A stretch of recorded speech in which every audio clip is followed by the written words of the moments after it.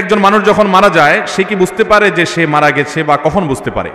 ভাইরা আমার, মানুষের মৃত্যুর ঠিক শেষ মুহূর্তে যখন তিনি মৃত্যুবরণ করেন নাই, আল্লাহ তাআলার পক্ষ থেকে নিযুক্ত ফেরেশতারা হাজির হয়ে যান। নবী আলাইহিস সালামের দীর্ঘ একটা হাদিসে তিনি এর বিবরণ দিয়েছেন। এটা অদৃশ্যের জগতের বিষয়, যেটা আমরা দেখতে পাই না। এটা জানার একমাত্র উপায় হলো ওহী। আল্লাহ তাআলা স্বয়ং ওহীর মাধ্যমে নবীজি সাল্লাল্লাহু আলাইহি সাল্লামকে জানিয়েছেন, তার মাধ্যমে আমরা জেনেছি। এটি আমাদের জানার সূত্র, কারণ এটা দেখার জিনিস না, আলমুল গায়েব বা অদৃশ্যের জগতের বিষয়। ওহী নির্ভর জ্ঞান ছাড়া এই বিষয় জানার কোনো উপায় নেই।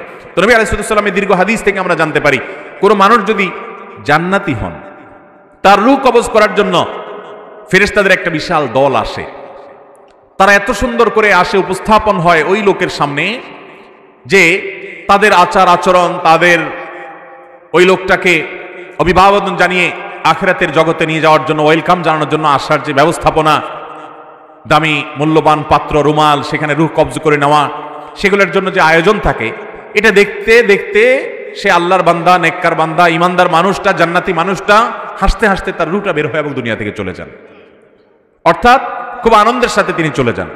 আর এর বিপরীতে যেই লোকটা জাহান্নামী, তার রূহ কবজ করার জন্য ফেরেশতাদের একটা দল আছে, কিন্তু তারা এতটা ভয়ঙ্কর ভাবে উপস্থাপিত হয়, এতটা তীব্র ভয়ঙ্কর রূপে তার সামনে আবির্ভূত হয়, উপস্থাপন করে নিজেদেরকে, যে সে দৃশ্য দেখে তার হাহাকার শুরু হয়। আশেপাশে মানুষগুলো টের পায় না, কিন্তু সে ঠিকই টের পায়। এই জন্য মানুষের মৃত্যুর আগ মুহূর্তে মানুষ টের পেয়ে যায়। এমনকি যারা ইমানের উপরে সারা জীবন অটল ছিল, অবিচল ছিল, তাকওয়ার উপরে অটল অবিচল ছিল, হারাম থেকে বাঁচার জন্য সংগ্রাম করেছে সারা জীবন, এই মানুষগুলোকে কোরআনে বর্ণিত আয়াতে বলছে যে তাদের জীবন সায়ান্নে, তাদের রূহ কবজ করার আগে আল্লাহর পক্ষ থেকে ফেরেশতারা তাদেরকে জানিয়ে দেন, তারা উপস্থিত হন, তাদেরকে সুসংবাদ দিতে থাকেন, আল্লাহ খাউফুন আলাইহিম ওয়ালা হুম ইয়াহজানুন, যে তাদের কোনো ভয় নাই, তাদের কোনো পেরেশানি হবে। আল্লাহ তাআলা আমাদের সবাইকে নেক মৃত্যু, ঈমানের মৃত্যু, জান্নাতি মানুষের মৃত্যু আমাদের সকলকে নসিব করুন।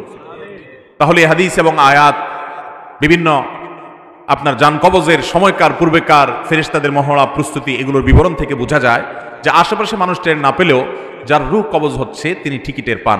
ভালো মৃত্যু, ঈমানের মৃত্যুর জন্য বেশ কিছু আমল আছে ভাই, সে আমলগুলো আমরা কোনো একটা মাহফিল আলোচনা করবো ইনশাআল্লাহ।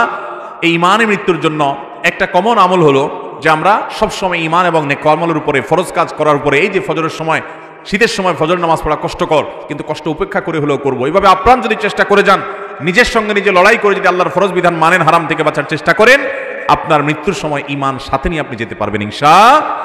তাহলে ঈমানের মৃত্যু যখন হবে তখন সুসংবাদ পেতে পেতে দুনিয়া থেকে যাব। আল্লাহ না করুন যদি বেঈমানের মৃত্যু হয়, ফাসিকের মৃত্যু হয়, কাফেরের মৃত্যু হয়, তাহলে সেক্ষেত্রে দুনিয়া থেকে দুঃসংবাদ দেখতে দেখতে যাওয়া লাগবে। অতএব হাদিস আয়াত থেকে বোঝা যায় মৃত্যুর আগ মুহূর্তেই একজন মানুষ টের পেয়ে যায় যে তার গন্তব্য কোথায় হতে যাচ্ছে। আল্লাহ তাআলা আমাদের সবাইকে নেককার মানুষের মৃত্যু নসিব করুন।